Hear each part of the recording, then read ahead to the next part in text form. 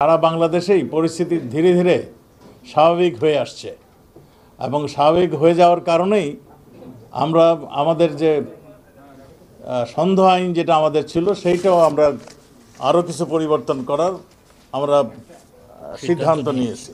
আমরা আগামী বুধবার হতে শনিবার পর্যন্ত সকাল 7টা হতে রাত 8টা পর্যন্ত সন্ধ্যা আইন কিংবা কারফিউ শিথিল থাকবে। আমি আপনাদের মাধ্যমে সবাইকে অনুরোধ করব, সবাই যেন এই সন্ধ্যা আইনটি মেনে চলেন। তাদের নিজেদেরই স্বার্থে আমরা দেশ, আমাদের নিরাপত্তা বাহিনী যত তাড়াতাড়ি স্বাভাবিক অবস্থা ডিক্লেয়ার করতে পারবে, তাদের সাজেশন দিবে, ততই আমরা মনে হয় আমাদের দেশ মানে স্বাভাবিক অবস্থায় আমরা ফিরিয়ে নিয়ে আসতে পারবো। সকাল 7টা হতে রাত 8টা পর্যন্ত থাকবে না, মানে এইটুক শিথিল থাকবে, আর বাকি সময় সন্ধ্যা আইন জারি থাকবে।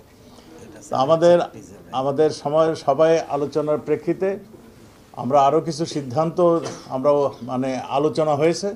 যেমন শিক্ষাক্ষেত্রে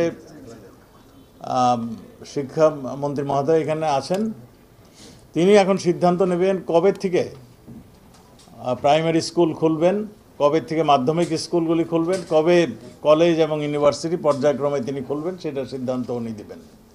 আমাদের আইসিটি প্রতিমন্ত্রী মানে কবে থেকে মানে ইন্টারনেট চালু করবেন, সেটার সিদ্ধান্ত তিনি তার টেকনিক্যাল অবস্থা অবজার্ভ করে এবং তার যে মানে যে অসুবিধাগুলি আছে সেইগুলি শেষ করে কিংবা কবে থেকে দিতে পারবেন সেগুলো তিনি সঠিক সিদ্ধান্ত তিনি দিবেন।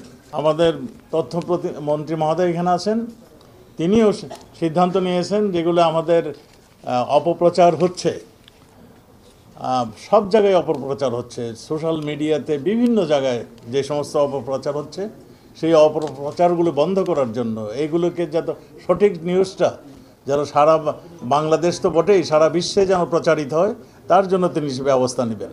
সে আমাদের পররাষ্ট্রমন্ত্রী এখানে ছিলেন না, তার মানে আমাদের সিনিয়র সচিব এখানে ছিলেন, তিনিও বিভিন্ন রাষ্ট্রে কিভাবে আমাদের সঠিক নিউজটা যাতে যায়, এই আন্দোলন কারা করেছেন, কারা এই আন্দোলনকারীদের ব্যবহার করেছেন, সেটা তো মানে এখানে দীর্ঘ